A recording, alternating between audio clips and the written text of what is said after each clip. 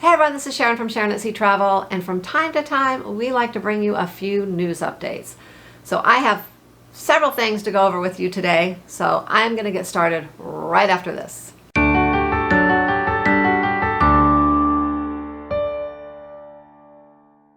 Alright, let's get started with a little news from Carnival Corporation. I have a couple different things I'm going to talk about today.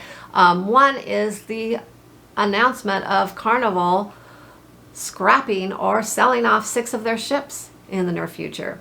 So that's big news. Now keep in mind, that's Carnival Corporation, not Carnival Cruise Lines.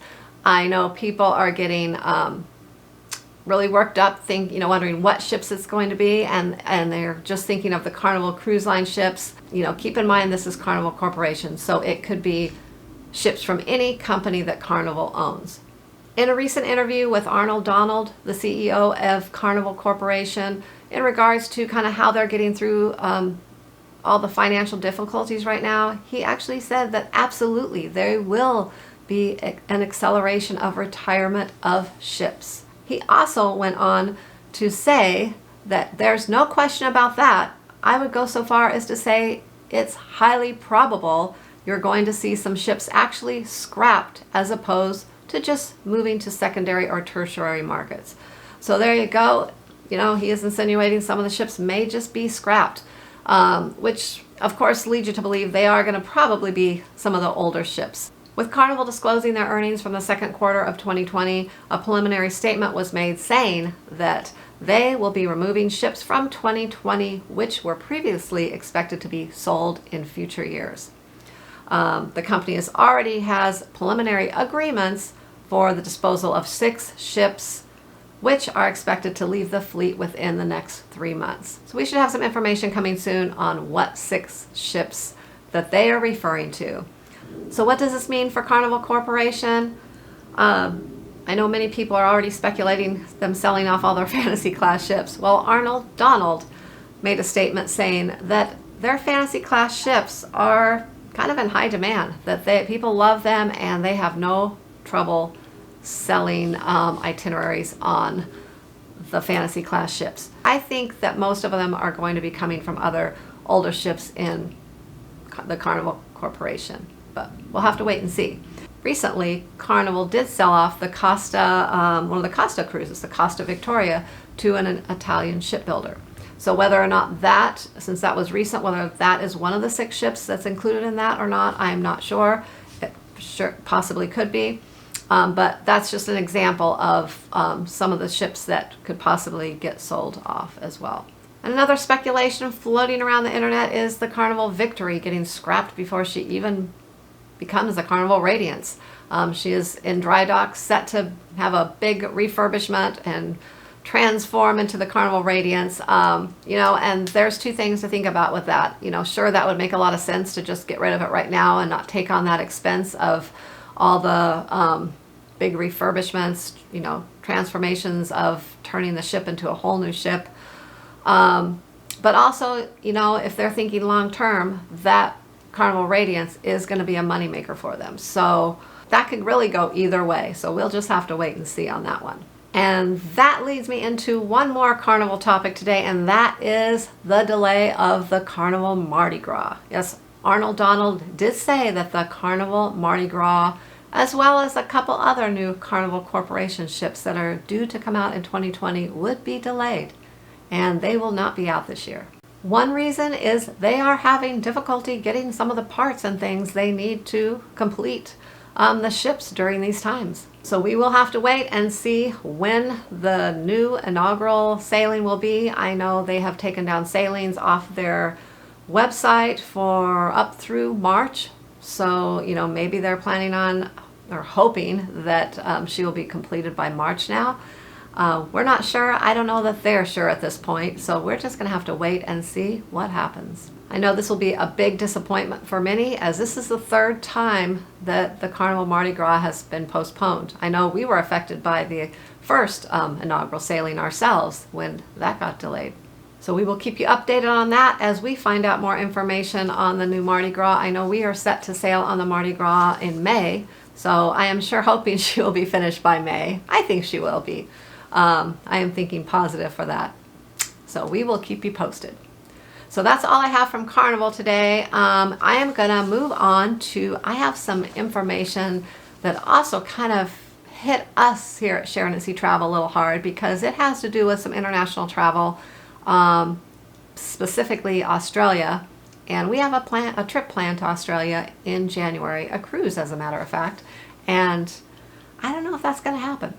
So Qantas, a major airlines that flies internationally to Australia, New Zealand, amongst other places, they have announced that they will be canceling all international flights through late October, except for flights back and forth from New Zealand. A Qantas spokesperson stated, with Australia's borders set to remain closed for some time, we have canceled most international flights until late October.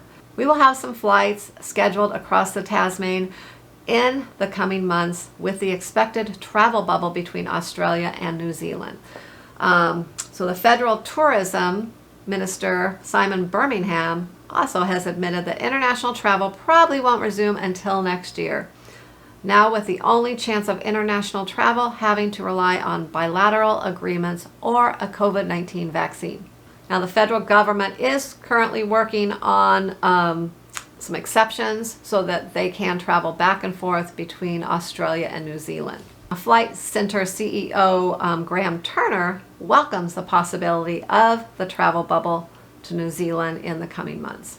Also, Mr. Turner had a few words as well, stating, "It is pretty tough for travel and tourism. It really depends on more bilateral arrangements with the international flights. I think Qantas has made a decision that probably there's not going to be a lot of bilateral agreed in terms of travel to and from until probably the end of September, which of course means it may be a while after that before international flights return." He also went on to say that should flights between Australia and other countries open up and demand returns, we can add more flights back to our schedules. But in terms of letting tourism and travel just open up freely again, I think that's quite some time off. So to me, this is looking like a very good indication that international travel from here to Australia, New Zealand is just not in the picture for the next few months. So we are going to be making some big decisions this weekend on what to do with our Australia cruise for January. You know, that's such a big cruise going from the US on an Australia cruise, and it's just not something that you want to, you know, purchase your airfare and plan everything, you know, 30 days, you know, prior to your cruise. That's just, it's just too much. So we really have some big decisions ourselves to make regarding Australia. So let's move on a little bit to some Holland America news. So now Holland America, they have canceled all their 2020 Alaska, Europe, and Canada, New England sailings, along with a couple Hawaii itineraries in 2021. So Holland made a statement that this is due to the travel and port restrictions continuing for the near future, as well as their global health concerns. So here's some of the following ships that have been affected by this. I know, let me see if I can pronounce Holland America's ships correctly.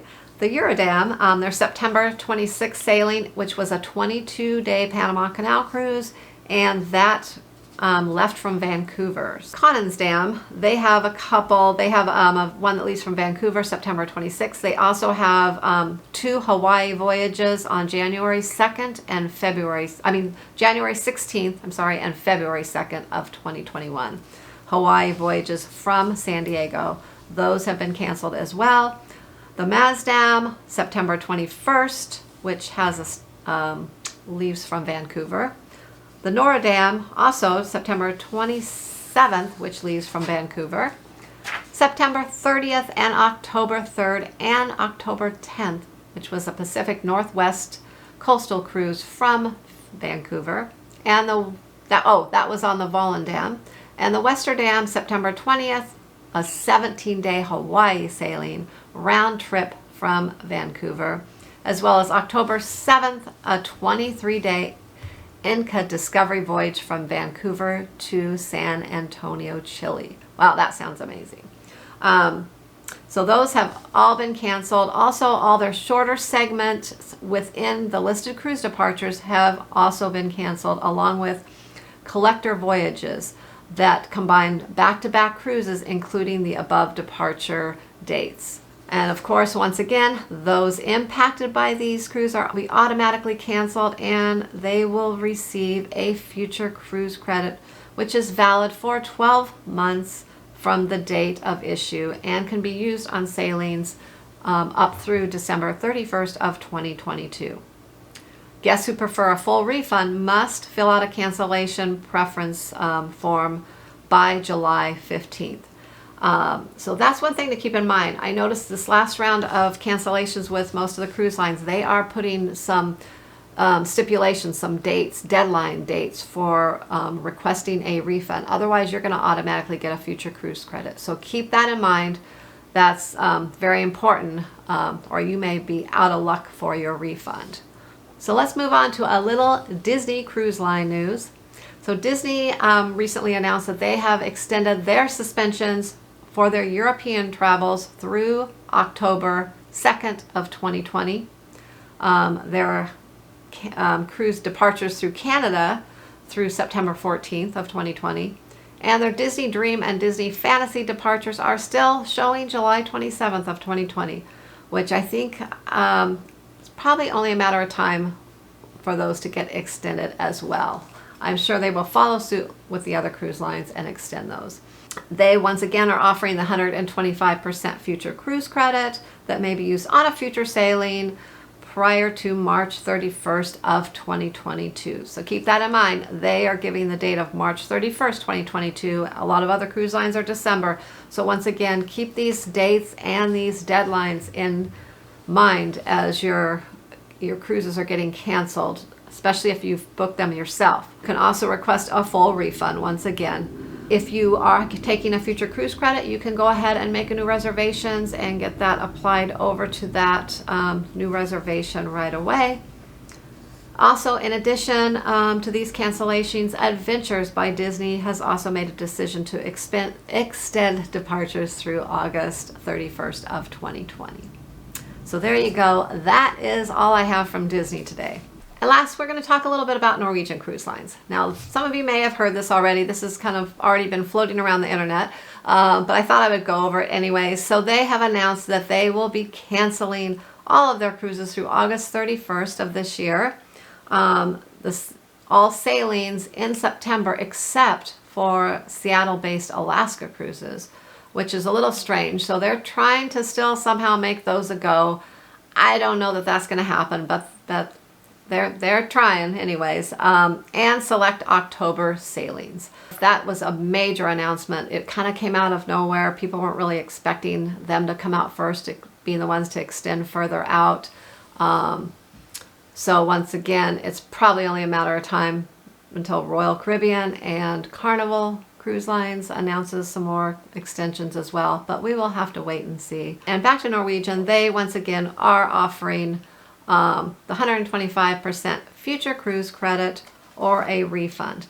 Now, as I mentioned before when I was speaking about Disney having the deadlines, Norwegian is one that has these deadlines. I think because they extended so far out, they have put some deadlines, restrictions in effect. It's probably to help them process all these a little bit quicker, or just a little more maybe an organized fashion.